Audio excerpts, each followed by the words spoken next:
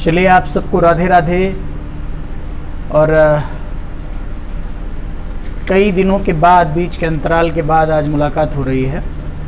और आज हम फिजिक्स के, एयरफोर्स के, नेवी के और एनडीए से रिलेटेड कुछ प्रश्नों पर चर्चा करेंगे। और कुछ प्रश्नों का संकलन हमारे पास है और आप सब लोग उन्हें ध्यान से समझते चलिएगा, पढ़ते चलिएगा, क्योंकि प्रश्न वास्तव में बहुत अच्छे होंगे। और अगर आपको वो समझ में आएंगे तो आपकी तैयारी और मजबूत होगी। एक क्वेश्चन हमारे पास लिखा हुआ है कि एक प्रक्षेप्य का जो प्रारंभिक वेग है,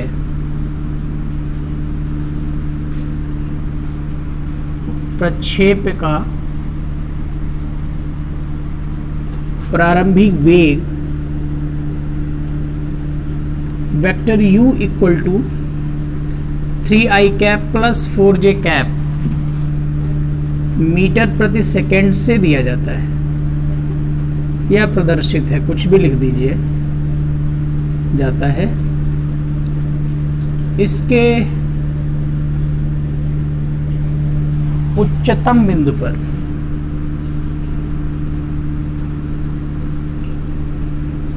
वेग क्या होगा, ये हमारे पास प्रश्न है। इसके उच्चतम बिंदु पर वेग क्या होगा, ठीक है। ऑप्शंस हम लोग ले लेते हैं। 5 metre per second, 4 metre per second, 3 metre per second, 0 metre per second या 0। बहुत आसान सा प्रश्न है। और कक्षा 11 में जब हम लोग यूपी बोर्ड में पढ़ते हैं या सीबीएसई में भी पढ़ते हैं तो इस तरह के प्रश्न हम लोगों को प्रोजेक्टाइल मोशन में पढ़ने को मिलते हैं। अब इसको समझने के लिए हमें ये जानना पड़ेगा कि प्रक्षेप्य गति के क्या क्या अपने सिम्टम्स हैं, किस तरह से हम एक जनरल प्रोजेक्टाइल मोशन को डिफाइन करते हैं। क्योंकि अगर वो चीज़ हम नहीं समझेंगे तो फिर इस तरह के प्रश्नों को हल करना थोड़ा सा मुश्किल हो जाएगा। प्रोजेक्टाइल मोशन की जो फंडामेंटल आइडिया है वो क्या है? फंडामेंटल आइडिया है प्रोजेक्टाइल मोशन का कि जब हम किसी भी बॉडी को प्रोजेक्ट करते हैं, फेंकते हैं, तो उसका क्षैतिज के साथ, उसका हॉरिजॉन्टल के साथ में जो एंगल होता है वो एक एक्यूट एंगल होता है। लेस देन 90 डिग्री एक एंगल होता है। पॉजिटिव एक्स एक्सिस के साथ अगर हम माने, ये एक्स है और ये वाई है, तो यहाँ से जो आप भेजेंगे वो कुछ इस तरह से प्रोजेक्शन होना चाहिए u, and this is theta naught या थीटा कुछ भी। ये है आपकी initial speed which is represented by 3i cap plus 4j cap. ये है 3i cap plus 4j cap. और इसी तरह से ये जा कर के आप समझ रहे होंगे कि अगर ये बॉल होती तो यूं प्रोजेक्ट हो जाती और हमको इसके हाईएस्ट पॉइंट पर, क्योंकि बॉल कहीं हाईएस्ट पॉइंट पर जाएगी फिर नीचे गिरना शुरू हो जाएगी, वो पूरा हाईएस्ट पॉइंट पर हमें बताना है कि स्पीड कितनी होगी, ठीक है। तो पहली चीज़ तो हमने प्रोजेक्टाइल मोशन में ये समझ ली कि इनिशियल स्पीड 0 नहीं होगी। किसी भी प्रोजेक्टाइल मोशन के लिए इनिशियल स्पीड यानी प्रारंभिक वेग 0 नहीं होगा। और दूसरा एंगल जो होना चाहिए वो लेस देन 90 डिग्री होना चाहिए। अब इसके ट्रैक, इसका मार्ग कैसा होगा उस पर हम चर्चा करेंगे, तो आपको भी समझ में आ रहा होगा कि मार्ग कुछ ऐसा होगा, ठीक है। इस मार्ग का ये हाईएस्ट पॉइंट होगा, इसके बाद से बॉल गिरनी शुरू हो जाएगी और इस तरह से हम पढ़ते हैं। प्रोजेक्टाइल मोशन में जो सबसे खास बात है, जो बहुत खूबसूरत बात है, वो ये है कि प्रोजेक्टाइल मोशन में जो वेलोसिटी है उसके 2 कंपोनेंट्स हो सकते हैं। एक हॉरिजॉन्टल कंपोनेंट हो सकता है और एक वर्टिकल कंपोनेंट हो सकता है। हॉरिजॉन्टल कंपोनेंट को लिख सकते हैं u cos theta modulus form में, और इसको लिख सकते हैं u sin थीटा। या फिर अगर हम इसको ब्रेक करना चाहें तो ऐसे भी ब्रेक कर सकते हैं, ऐसे भी लिख सकते हैं u i कैप, और ये कंपोनेंट हो जाएगा हमारा u j कैप। यानी यहाँ से अगर हम देखें तो जो हॉरिजेंटल स्पीड है वो 3 मीटर पर सेकेंड है और जो वर्टिकल स्पीड है वो 4 मीटर पर सेकेंड है। क्या इतनी बात आपको समझ में आ रही? क्योंकि ये y कंपोनेंट है, ये j है जो वो y कंपोनेंट है और जो i कैप है वो x कंपोनेंट है। ये तो इस पॉइंट की बात हो गई है, लेकिन हमें इस पॉइंट पर बात करनी है। तो इस पॉइंट के लिए हम लोगों को कॉन्सेप्ट याद कराया जाता है। अगर याद नहीं करना है तो आप समझ लीजिए कि जो हॉरिजेंटल स्पीड होती है, जो अलोंग द एक्स एक्सिस जो हम देख रहे हैं, इसमें कोई त्वरण नहीं होता है, कोई मंदन भी नहीं होता है। अगर हम हवा के प्रतिरोध को नगण्य मान लें तो जनरली 10+2 की किताबों में नगण्य ही मानते हैं। तो 3 मीटर पर सेकेंड जो है वो एक्सीलरेशन लेस है, यानी कोई एक्सीलरेशन नहीं है, अर्थात ये कांस्टेंट स्पीड है, ये कांस्टेंट स्पीड है 3 मीटर पर सेकेंड। ये चेंज होने वाली नहीं है थ्रू आउट द मोशन। पूरी मोशन के दौरान जो हॉरिजेंटल कंपोनेंट है that will be constant 3 metre per second. तो एक तो दिमाग में आपके जो आइडिया चल रहा है कि हाईएस्ट पॉइंट पर स्पीड 0 हो जानी चाहिए, वो गलत है, क्योंकि हाईएस्ट पॉइंट पर भी ये तो रहेगा ही रहेगा। समझ आ रही बात? क्योंकि हॉरिजेंटल कंपोनेंट में एक्सीलरेशन नहीं होता है, जबकि वर्टिकल कंपोनेंट में ग्रेविटेशनल एक्सीलरेशन टुवर्ड्स डाउनवर्ड काम करता रहता है, टुवर्ड्स डाउनवर्ड काम करता रहता है ना। तो यह भी आपसे क्वेश्चन पूछा जा सकता है कि इसके वर्टिकल कंपोनेंट के साथ कौन सा त्वरण होता है। तो वर्टिकल कंपोनेंट के साथ ग्रेविटेशनल एक्सेलरेशन होता है और हॉरिजेंटल कंपोनेंट के साथ कोई एक्सेलरेशन नहीं होता है। मीन्स आप ये कह सकते हैं throughout the projectile motion there is no zero velocity, there is no any point at the point we can get zero speed. हम कोई ऐसा पॉइंट पूरी ट्रेजेक्ट्री में, पूरे पथ में नहीं पा सकते जहाँ पर उसकी स्पीड 0 हो जाए, क्योंकि हॉरिजेंटल कंपोनेंट कहीं भी 0 नहीं होगा, वो हर जगह पर a बराबर 0 है, मतलब कांस्टेंट स्पीड के साथ में बॉडी कंटिन्यूअसली चलती जाएगी। दूसरी चीज हम यहाँ के लिए ये भी पढ़ते हैं कि यहाँ पे अगर हम देखें तो यहाँ पर जो आपने पढ़ा है कि हॉरिजेंटल कंपोनेंट तो हर जगह सेम रहेगा, लेकिन हाईएस्ट पॉइंट पर वर्टिकल कंपोनेंट 0 हो जाता है। हाईएस्ट पॉइंट पर वर्टिकल कंपोनेंट 0 हो जाता है, ठीक है। So we can say that at the highest point we gets only x component of speed and that is 3 metre per second.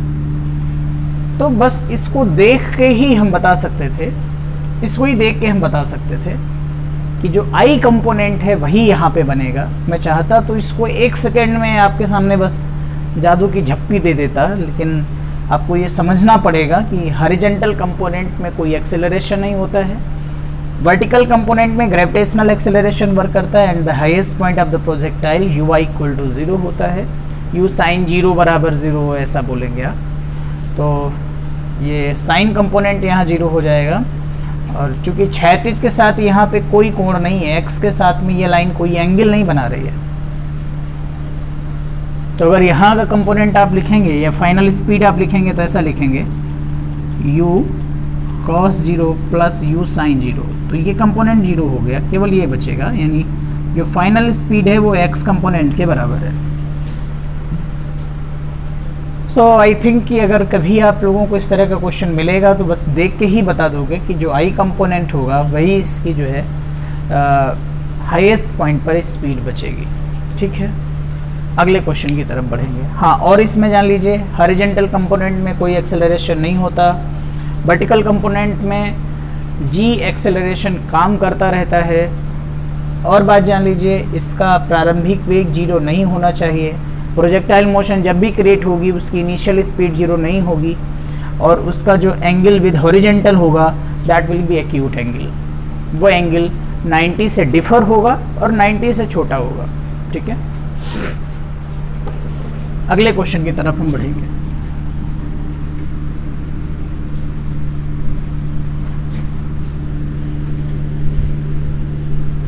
अगला क्वेश्चन भी बहुत अच्छा है, लिखा हुआ है इन projectile motion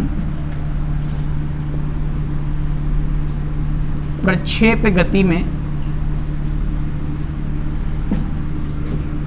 in projectile motion प्रक्षेप गति में ranges R equal at two different angles.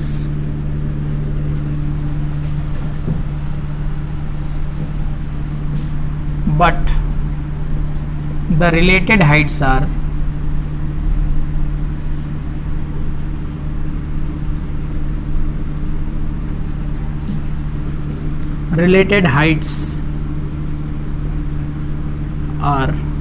h1 and h2. तो आपसे पूछता है रिलेशन बिटवीन, बहुत अच्छा सवाल है, relation between R h1 and h2. अब दोनों दशाओं में रेंज सेम है, कोई θ1 एंगल होगा वहाँ पर भी रेंज r है, कोई θ2 एंगल होगा वहाँ पर भी रेंज r है। लेकिन जब θ1 एंगल का प्रोजेक्शन था तो हाइट h1 थी, और जब θ2 एंगल पर उसे फेंका गया तो हाइट h2 हो गई। लेकिन रेंज दोनों दशाओं में सेम है। In that condition we have to establish the relation between R h1 and h2। तो सबसे पहले मेरे प्यारे बच्चों हमें यह समझना पड़ेगा कि कौन से ऐसी दशाएं हैं जिन दशाओं में रेंज सेम हो सकता है, दो कौन से ऐसे एंगल्स हैं जहाँ पे रेंज सेम हो सकता है। तो ये आपके बहुत बेस लर्निंग की बात है कि दो ऐसे एंगल्स, अगर एक एंगल थीटा है तो दूसरा एंगल 90 माइनस थीटा होगा। ये दो ऐसे एंगल होंगे जिनमें रेंज सेम आती है, इसमें भी आर रेंज आएगी, इसमें भी आर रेंज आएगी, ठीक है। और रेंज का फार्मूला हम सबको याद होगा, आर बराबर यू स्क्वायर साइन 2 थीटा बटा जी, ये हमारे रेंज का फार्मूला है। हाइट का फार्मूला हम सब लोग जानते हैं, h1 equal to u square sine square theta बटा 2g। h2 बराबर अगर हम निकालेंगे u square sine square 90 minus theta बटा 2g, क्योंकि यहाँ पे एंगल थीटा है और यहाँ पे एंगल 90 माइनस थीटा है। अगर इन दोनों को हम साइन स्क्वायर 90 माइनस थीटा को अगर हम देखें तो कॉस स्क्वायर थीटा बन सकता है, और दोनों को अगर हम प्रोडक्ट करा दें तो ये बनेगा h1 h2 equal to u की power 4 sine square theta cos square theta by 4g square बनेगा। अगर हम इसको मल्टीपल करा दें 4 से ही मल्टीपल करा दें तो जरा अंदर वाले का हिसाब किताब देखिएगा, ये बन जाएगा हमारा h1 h2 equal to u square into u square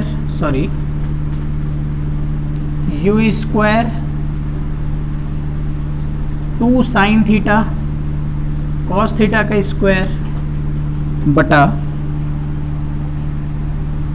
ये पूरा नीचे तक ले आइए, बटा 2g इंटू 4। ध्यान से देखिएगा, ये लिखा हुआ है हमारा you square 2 sine theta cos theta बटा 2g यानी 4g के स्क्वायर, तो you square sign 2 theta cos 2 sine theta cos theta बटा 2g यानी यू स्क्वायर साइन 2 थीटा बटा g, you square sign 2 theta बटा g, और यू स्क्वायर साइन, इसको भी बाहर कर सकते हैं हम, तो 16 आ जाएगा यहाँ पे। तो ये आ जाएगा h1 h2 बराबर आर स्क्वायर बाई 16, तो r बराबर आ जाएगा बेटा √4 h1 h2। ये हमारा बहुत खूबसूरत रिलेशन है और हम सब लोगों को याद होना चाहिए, r equal to 4 square root h1 h2। समझ आई बात? इसमें हम जब क्लास में पढ़ाते हैं तो हम रेंज में और हाइट में रिलेशन भी मेंटेन करवाते हैं, उस रिलेशन से भी इस क्वेश्चन को आप सॉल्व कर सकते हैं। देखिए वहाँ से भी हम इसको हल करके दिखाते हैं। यहाँ कुछ नहीं था, जो सबसे महत्वपूर्ण बात थी वो ये थी कि जो रेंज थीटा में होगी वही रेंज 90 माइनस थीटा में होंगी, या आप ये कह सकते हैं कि वो दो एंगल्स जिनका सम 90 होता है उन दोनों एंगल्स में रेंज इक्वल होता है, बट हाइट इक्वल नहीं होती है। हाइट इक्वल में एक में साइन स्क्वायर थीटा आ जाता है, एक में कॉस स्क्वायर थीटा आ जाता है, तो हाइट इक्वल नहीं होती है। तो ये आपको समझना है। आगे बढ़ेंगे, इसी में हम देख लेते हैं एक दूसरे मेथड से इस क्वेश्चन को हम कैसे हल कर सकते थे। देखिए आपने लिखा r बराबर u या h बराबर u स्क्वायर, r में आ जाइए, r बराबर u square 2 sine theta cos theta बटा जी, और h बराबर आ जाइए u square sine square theta बटा 2g। अगर इन दोनों को हम डिवाइड लगा दें तो क्या आने वाला है देखिएगा, r बटा h बराबर u square 2 sine theta cos theta बटा g into u square sine square theta बटा 2g। तो 2 ऊपर चला जाएगा, g से g कैंसिल, साइन स्क्वायर से एक साइन कैंसिल, यू स्क्वायर से यू स्क्वायर कैंसिल, तो ये आएगा r बटा h। ये रिलेशन हम पढ़ाते हैं और ये एग्जाम में भी आता है, 2 1 जा 2, 2 2 जा 4, 4 cos by sine 4 cot theta. ये रिलेशन बहुत अच्छा है, 4 कॉट थीटा, ठीक है। r बराबर 4h कॉट थीटा, ये रिलेशन आप याद जरूर कर लीजिएगा, r बराबर 4h कॉट थीटा। बहुत सिंपल सी बात थी। अब अगर आपको सिर्फ ये सूत्र याद होता, r बराबर 4h कॉट थीटा, तो यही बात कितनी इजी हो सकती थी, r इंटू आर बराबर 4h1 cot theta 4h2 cot 90 minus theta. ये दोनों वैल्यूज़ 1 हो जाती, r बराबर आ जाता 4 अंडर रूट h1 h2। मात्र एक लाइन में था, अगर आपको ये रिलेशन आता होता, और ये रिलेशन NCERT आपसे करवाता है। तो अगर आपको ये चीज़ें आती हैं तो इसी क्वेश्चन को आप बहुत कम समय में, अल्पावधि में इस क्वेश्चन को आप सॉल्व कर सकते थे, ठीक है। हम आगे बढ़ेंगे।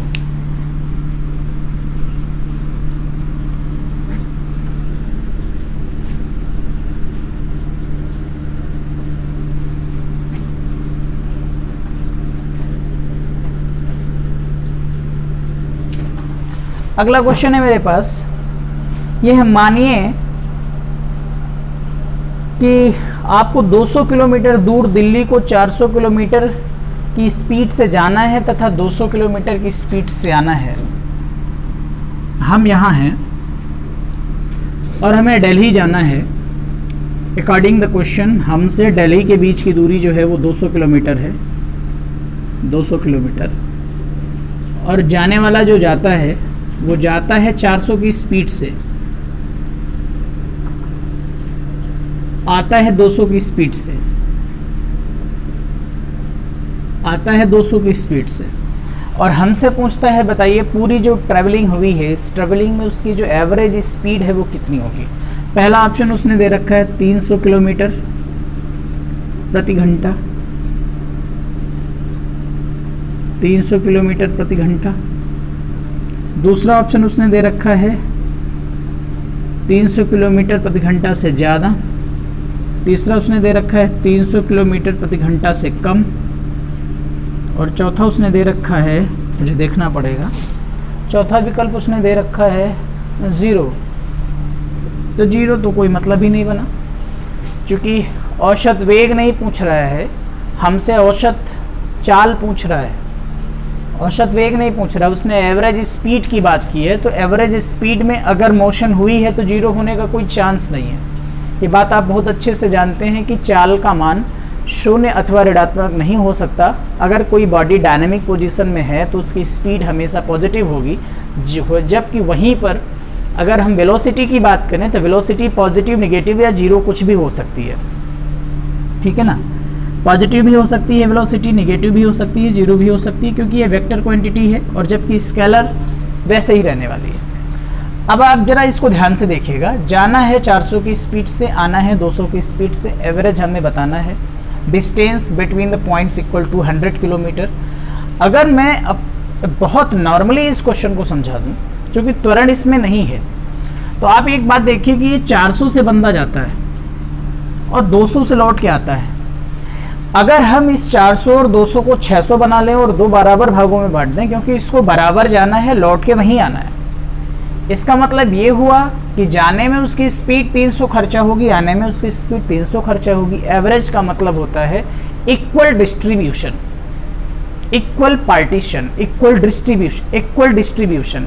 तो हमें इक्वली इसको डिस्ट्रीब्यूट करना है, हमें इसको इक्वली डिस्ट्रीब्यूट करना है,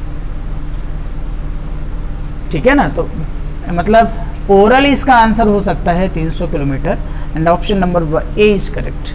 लेकिन अगर आप इसको ओरल नहीं सॉल्व करना चाहते हैं तो आप एवरेज के फंडे लगा दीजिए। अब देखो, जब तक आप उस चीज़ को ठीक से याद नहीं करेंगे तब तक एग्जाम कभी क्रैक होने वाला नहीं है। आप ज्ञानी बन सकते हैं, हम ज्ञानी बन सकते हैं, लेकिन एग्जाम तब क्रैक होता है जब हम क्वेश्चन के बहुत नियर बाई पहुंच जाते हैं और अपना ईगो एक तरफ रख के ये डिसाइड कर लेते हैं कि हमें कुछ बातों को याद कर लेना है। जैसे यहाँ पे हमें पता है कि स्पीड सेम है, अगर स्पीड सेम है, उसी पॉइंट पे जाना है, बैक आना है, या ऐसे भी क्वेश्चन बन सकता था कि आधी स्पीड, आधी दूरी इस स्पीड से, आधी दूरी इस स्पीड से, तो एवरेज स्पीड क्या होगी। ओवरऑल अगर किसी भी ट्रैवलिंग में डिस्टेंस बराबर है तो एवरेज स्पीड का फार्मूला हम सब लोग फिजिक्स में पढ़ते रहते हैं, और ये क्वेश्चन तो अरिथमेटिक में भी आता है, 2v1v2 by v1 plus v2, ठीक है ना। तो यहाँ से हम इसका डेराइव भी करा देंगे इसको, 2v1v2 200 इंटू 400 बाई 600, राइट। तो यहाँ से अगर इसको सॉल्व करते हैं तो कुछ इस तरह से सॉल्व हो जाएगा, 2v1v2 v1 200 v2 400 बटा v1 प्लस v2 600। अब इसको मैं सॉल्व करता हूँ तो ये आएगा 800 बटा 3,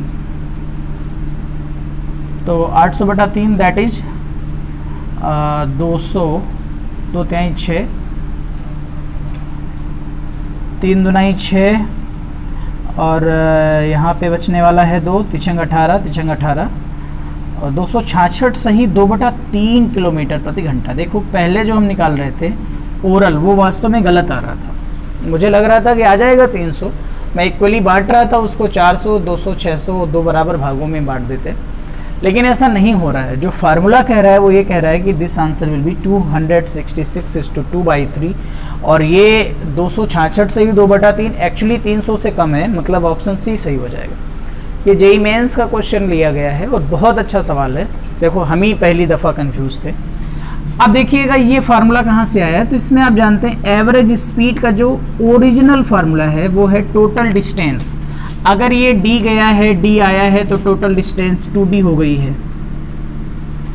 जाते समय अगर इसकी स्पीड v1 रही है, आते समय इसकी स्पीड v2 रही है, तो कुछ इस तरह से आप करेंगे, and d will be deleted and your average speed will be 2v1v2 by v1 plus v2, और 2v1v2 means 200 into 400 by 200 plus 400, and it makes 266/2/3।